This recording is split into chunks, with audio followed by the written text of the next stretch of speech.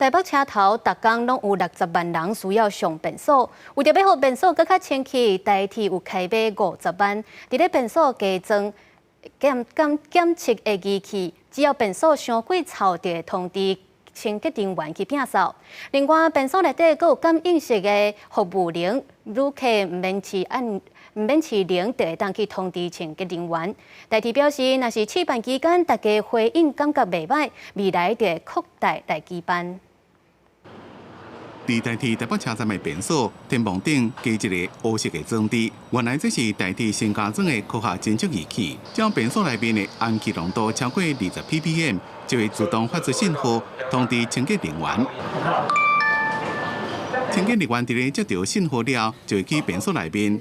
地板、马桶、水面座，每一个所在拢会清一遍。那好啊，这样非常人性化。我觉得很好啊，可能会比较干净吧。台铁表示，这个科学检测仪器会进行氨气、通风加照明的检测，以科学数据化来管理便所，进一步解决便所垃圾、湿加臭的问题，提高便所的舒适度。另外，便所内面也个结合着感应服务铃。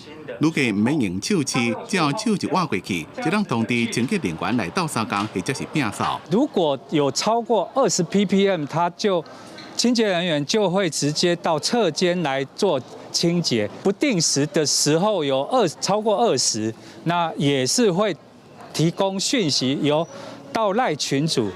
请清洁人员赶快到现场去做清洁。环境部伫咧去年11月发公布民众对公共便所评比的结果，伫迄当阵台铁的便所，互人评定是上垃圾。